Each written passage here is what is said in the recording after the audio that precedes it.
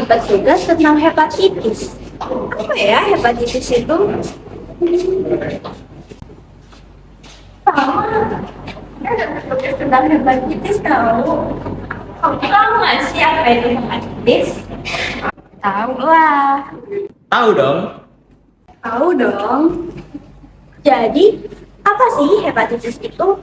Yuk simak video ini agar kamu lebih tahu mengenai hepatitis, jenisnya, dampaknya, gejalanya, cara penularannya, cara pencegahan, dan juga pengobatannya. Yuk kita mulai. Teman-teman sudah beberapa kali mendengar kata hepatitis. Jadi, apa sih hepatitis itu? Hepatitis merupakan penyakit peradangan hati yang disebabkan oleh beberapa faktor. Salah satu faktornya yaitu yang pertama adalah virus. Virus hepatitis sendiri ada 5, yaitu virus hepatitis A, B, C, D, dan juga E. Lalu ada juga faktor penyebab lain seperti gangguan autoimun, konsumsi alkohol secara berlebihan, dan juga konsumsi obat-obatan tertentu. Tahu nggak sih, menurut Global Hepatitis Report pada tahun 2024 oleh WHO, ditemukan lebih dari 254 juta orang di dunia pernah hidup dengan hepatitis B kronis. Dan lebih dari 50 juta orang di dunia hidup dengan hepatitis C. Kedua hepatitis ini menjadi penyebab sebagian besar beban penyakit hati dan menyebabkan lebih dari 1 juta kematian tiap tahun akibat sirosis dan kanker hati. Sedangkan, menurut data Riskesdas 2013, ditemukan 7 dari 100 orang di Indonesia pernah hidup dengan hepatitis B. Dan ditemukan data bahwa terdapat 1,9 juta orang di Indonesia hidup dengan hepatitis C. Angka ini menjadikan hepatitis sebagai masalah besar di Indonesia dan butuh perhatian bersama. Nah, selanjutnya kita bakal bahas nih, apa aja sih jenis-jenis hepatitis. Nah, yang pertama ada hepatitis A. Untuk hepatitis A ini infeksinya hanya bersifat akut dan jarang banget untuk menjadi infeksi yang kronis. Selanjutnya ada hepatitis B. Untuk hepatitis B ini bersifat akut nih, tapi bisa memungkinkan untuk menjadi infeksi yang kronis. Nah, untuk hepatitis B ini memiliki resiko komplikasi yang cukup besar, seperti sirosis dan juga kanker hati. Selanjutnya ada hepatitis C, yang dimana hepatitis C ini sangat memungkinkan sekali untuk menjadi infeksi yang kronis dan tentu saja memberikan kerusakan pada organ hati yang lebih berat. Selanjutnya ada hepatitis D. Untuk hepatitis D ini cukup unik karena virusnya hanya bisa menginfeksi pada orang yang sudah terkena virus hepatitis B. Dan tentunya jenis hepatitis ini memberi kerusakan yang lebih besar dan lebih berat pada organ hati. Selanjutnya ada hepatitis E, yang dimana ini bersifat akut dan juga dapat sembuh sendiri. Namun ini bisa jadi berbahaya bagi kesehatan ibu hamil karena dapat mempengaruhi kondisi kandungannya. Nah, jadi itulah jadi jenis-jenis hepatitis. Untuk pembahasan lebih lengkapnya, kalian bisa terus ikutin video ini ya teman-teman. Teman-teman sudah mengetahui apa saja jenis hepatitis. Selanjutnya, siapa sih yang berisiko terkena hepatitis? Umumnya, orang yang berisiko terkena hepatitis adalah mereka yang sering melakukan kontak dengan darah dan juga cairan tubuh, seperti tenaga kesehatan, pengguna jarum suntik bersama, penerima transfusi darah yang tidak aman, bayi yang lahir dari ibu yang terkena hepatitis, dan juga mereka yang tinggal di daerah dengan sanitasi dan kebersihan air yang buruk. Lalu, apa dampak dari hepatitis? Dampak dari hepatitis bisa berjangka panjang maupun pendek. Pada sebagian orang, hepatitis bisa sembuh sendiri. Namun, virus hepatitis bisa merusak hati secara pelan-pelan dan bahkan menyebabkan sirosis, gagal hati, hingga kanker hati.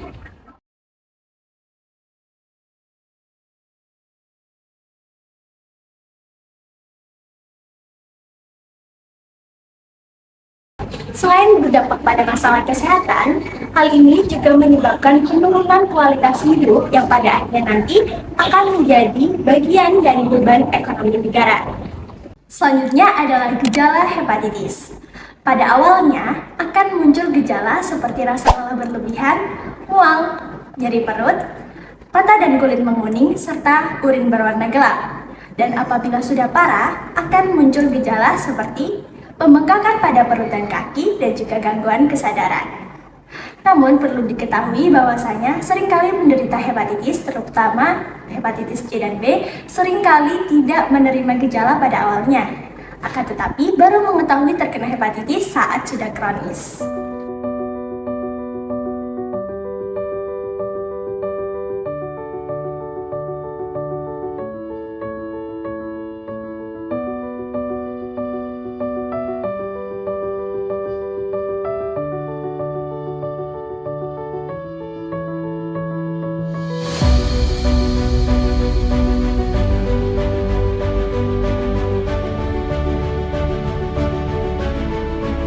Ada beberapa jenis virus hepatitis, yaitu hepatitis A, B, C, D, dan E. Setiap jenis virus memiliki cara penularan yang berbeda, yaitu pertama, hepatitis A ditularkan melalui makanan atau minuman yang terkontaminasi. Umumnya terjadi karena sanitasi yang buruk, air yang tidak bersih, serta tangan yang kotor. Yang kedua, hepatitis B ditularkan melalui darah atau cairan tubuh. Contohnya seperti melalui transfusi darah yang tidak aman, penggunaan jarum suntik yang tidak steril, hubungan seksual tanpa pengaman, serta dari ibu hamil ke bayi pada saat persalinan. Yang ketiga, hepatitis C hampir sama dengan hepatitis B, terutama melalui darah yang terkontaminasi. Risiko tinggi terjadi pada saat penggunaan jarum suntik atau perawatan medis yang tidak steril. Yang keempat, hepatitis D. Hepatitis D hanya terjadi pada orang yang sudah terinfeksi hepatitis B. Jadi, cara penularannya mirip dengan hepatitis B. Yang kelima, hepatitis E. Hepatitis E, cara penularannya mirip dengan hepatitis A, yaitu melalui makanan atau air yang tercemar, terutama di daerah dengan kebersihan lingkungan yang kurang terjaga. Nah, setelah tahu cara penularannya, sekarang mari kita bahas pencegahannya. Yang pertama, hepatitis A dan hepatitis E. Cara pencegahan paling utama adalah dengan menjaga kebersihan, seperti mencuci tangan dengan sabun sebelum makan dan setelah dari toilet, serta mengonsumsi makanan matang dan air minum yang bersih. Selain itu, untuk hepatitis A dapat dilakukan dengan vaksinasi yang diberikan dalam 2 dosis dengan jarak 6-18 bulan antara dosis pertama dan dosis kedua. Selanjutnya, hepatitis B dan hepatitis C. Untuk hepatitis B, cara pencegahannya juga dapat dilakukan dengan vaksinasi yang efektif untuk mencegah infeksi. Kemudian yang kedua, hindari penggunaan jarum suntik yang tidak steril. Yang ketiga, pastikan perawatan medis atau tato dan tindik menggunakan alat yang steril. Yang keempat, gunakan kondom saat berhubungan seksual berisiko. Serta yang kelima, pastikan transfusi darah hanya dari sumber yang aman. Serta yang terakhir, hepatitis D. Untuk hepatitis D, cara pencegahan pada dasarnya sama dengan hepatitis B, karena hepatitis D tidak akan muncul tanpa adanya hepatitis B. Mari kita dengarkan kabar baik. Hepatitis, terutama yang disebabkan oleh virus, bisa diobati. Untuk hepatitis B, pengobatan modern bertujuan untuk menekan aktivitas virus dan mencegahnya merusak hati lebih lanjut. Ini bukan proses yang instan. Penderita hepatitis B mungkin perlu mengkonsumsi obat antivirus secara teratur dan dalam jangka waktu yang panjang. Tujuannya adalah membuat virus tertidur sehingga tidak menyebabkan sirosis atau kanker hati. Meskipun tidak sepenuhnya menghilang, dengan pengobatan yang tepat, penderita hepatitis B dapat hidup secara normal, sehat, dan produktif. Untuk hepatitis C, ini adalah kisah sukses besar dalam dunia medis. Dulu pengobatannya sangat susah dan penuh efek samping. Tapi sekarang kita punya direct acting antivirus. Itu adalah obat-obatan revolusioner yang bekerja langsung pada virus. Dalam waktu yang singkat, sekitar 8-12 minggu, tingkat kesembuhan totalnya bisa mencapai lebih dari 95%. Ini artinya, hepatitis C yang dulu dianggap momok, sekarang bisa disembuhkan. Kunci dari semua keberhasilan ini adalah diagnosis dini dan patuh terhadap anjuran dokter. Tidak ada jalan pintas atau pengobatan alternatif yang bisa menggantikan peran profesional medis. Sekarang, mari kita bicarakan tentang peran kita, peran masyarakat. Pengobatan tidak akan maksimal tanpa adanya dukungan dari lingkungan sekitar. Ada 3 hal utama yang bisa kita lakukan. Pertama, edukasi yang benar. Banyak stigma dan ketakutan muncul karena ketidakpahaman. Penting bagi kita untuk menyebarkan informasi yang benar. Hepatitis tidak menular melalui jabat tangan, berpelukan, dan makan bersama. Virus ini menular melalui darah dan cairan tubuh, bukan sentuhan biasa. Dengan memberikan pemahaman yang benar, kita bisa menghapus stigma yang tidak beralasan dan membuat penderita hepatitis menjadi nyaman untuk berinteraksi. Kedua, dukungan moral dan empati. Penderita hepatitis sering merasa malu, takut dikucilkan, dan putus asa. Tugas kita adalah menjadi pendukung mereka. Tunjukkan bahwa kita peduli. Dorong mereka untuk mencari pertolongan medis dan patuh terhadap pengobatan. Sebuah kata-kata semangat, pelukan, atau sekedar kesediaan untuk mendengarkan bisa memberikan dampak yang luas bagi kesehatan fisik dan mental mereka. Yang ketiga yaitu pencegahan aktif. Ada yang bilang kalau pencegahan lebih baik daripada pengobatan. Nah, itu benar banget teman-teman. Maka dari itu, langkah paling efektif untuk melakukan pencegahan yaitu melakukan vaksinasi. Nah, kita perlu memastikan nih anak-anak mendapatkan vaksinasi hepatitis B sejak baru lahir.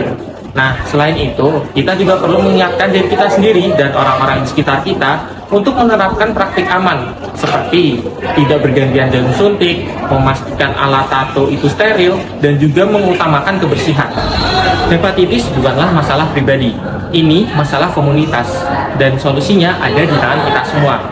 Dengan pengobatan yang modern dan dukungan yang tulus dari kita bisa menciptakan lingkungan yang lebih sehat, lebih berempati, dan juga bebas dari stigma.